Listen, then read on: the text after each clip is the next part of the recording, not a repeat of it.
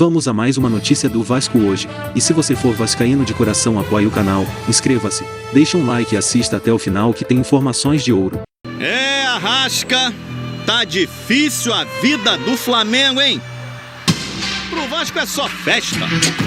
Aliás, muita festa. Uma atmosfera incrível, foi um jogo realmente que vai ficar marcado na memória e marcado na história para todo mundo. Vitória no Clássico com um golaço do Pumita Rodrigues. Pumita! Rivais em climas bem diferentes. Muito boa tarde pra você, tô de volta, acabou a moleza, o Vasco venceu o Flamengo, um golaço do lateral Pumita Rodrigues, daqui a pouco vou te mostrar como foi, o Vasco venceu o Clássico e aumentou a pressão em cima do Flamengo. Puma Rodrigues, te lembra alguém? Quando chegou, os vascaínos brincaram na internet que ele é a cara do comediante Marcelo Adnet, mas pros torcedores do Flamengo, o Pumita não tem a menor graça. De pé direito, de longe, no ângulo. Foi um belo gol, né? Sensacional a batida dele, foi um golaço. Ele merece bastante. Com apenas 9 jogos no futebol brasileiro, o uruguaio já entrou para a galeria dos jogadores que decidem clássico. Quando esse jogo começou, um companheiro da seleção do Uruguai, Arrascaeta, deu um recado ao goleiro Léo Jardim. Sua vida não vai ser fácil. Primeira bola na trave do jogo. Depois de um elegante passe do mesmo Arrascaeta, o Gabigol reiterou a mensagem. E quando do outro lado a bola chegou ao Pedro Raul, ele nem quis chegar perto do Santos. De fora da área, deixou o placar de bolas na trave em 1-1. Depois foi de cabeça e o destino foi novamente o frio metal da baliza. Mas se o Vasco chegava mais perto, o Flamengo chegava mais vezes, muito mais. Só no primeiro tempo finalizou 14 vezes, contra 3 do Vasco. Um jogo intenso que tinha como novidade do lado vascaíno a volta de Andrei, por empréstimo do Chelsea. Até que num cruzamento sem muito perigo do Lucas Piton, o Fabrício Bruno desviou sem imaginar que, na verdade, estava mandando a bola num espação aberto. O Pumita enxergou ali uma oportunidade e não desperdiçou. Pumita é o pai da criança. Meteu essa aí, Pumita. Caraca, eu falei, parecia o gol do Pavard, né? Aquele do francês Pavard na Copa da Rússia contra a Argentina, que inclusive foi eleito o mais bonito do Mundial. Só foi um pouco mais para baixo, mas realmente uma batida espetacular. O Flamengo foi para cima, mas o Gabigol definitivamente não estava com a mesma precisão do Pumita. E poderia ter sido pior para o Flamengo, porque o Ayrton Lucas puxou a camisa do Marlon Gomes dentro da área. Pênalti. Só que depois da cobrança do Pedro Raul... Santos pegou! O som da comemoração veio do lado rubro-negro, porque o Santos não deixou a bola entrar.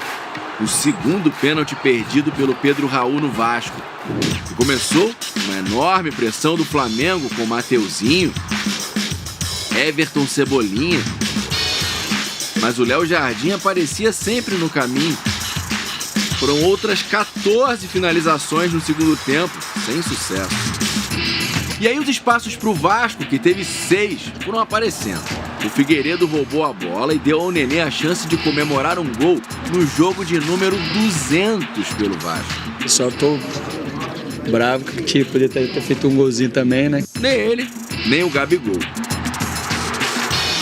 Depois de 3 derrotas nos encontros com o Flamengo ano passado, o Vasco voltou a vencer.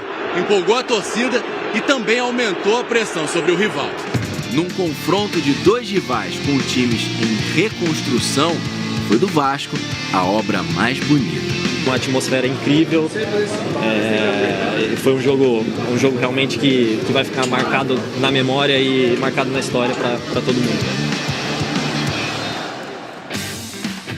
Grande vitória do Vasco. E o panorama do Carioca ficou assim, gente. Flamengo classificado para a semifinal. Fluminense ainda não está matematicamente, mas está muito perto. Tem Fla-Flu na quarta-feira. O Vasco só joga na quinta, só depende dele, e o Botafogo, que também joga quarta, para não depender de um tropeço do Vasco ou do Volta Redonda para se classificar, tem que dar uma super goleada na Portuguesa.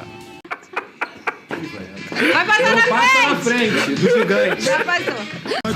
Tempo, os vascaínos não chegavam no Maracanã tão confiantes para encarar o Flamengo. De um tempo pra cá os caras estavam muito acima da gente, né? E agora é outra coisa, é outra história, né? O maior rival e acho que de qualquer lado, né? Acho que tem esse sabor especial, acho que não é nem em relação ao campeonato, mas realmente é um jogo à parte, né? Esse clássico. Uma grande atuação coletiva, nós sabíamos das dificuldades, nosso time ainda está progredindo, está pavimentando, como diria o Barbieri, e realmente era um jogo que dava para a gente ver e demonstrar que realmente a gente está no caminho certo, a gente está sendo cada vez mais competitivo. Logo no começo do segundo tempo, o Mita Rodrigues arrisca de longe e faz um golaço. O segundo dele nos 2 últimos jogos. A torcida do Vasco enlouquece no Maracanã.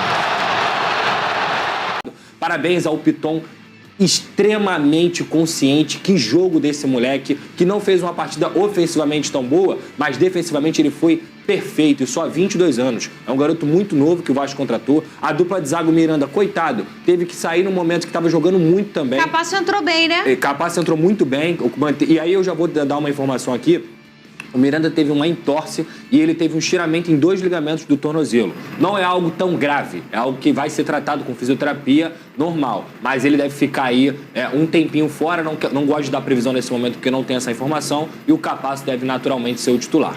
Capaz que entrou dando um tá ligado no Gabigol, você viu? Você reparou isso na hora? O zagueiro... Ele entra, ele é substituído, ele entra na substituição, ele entra e ele já dá um toque.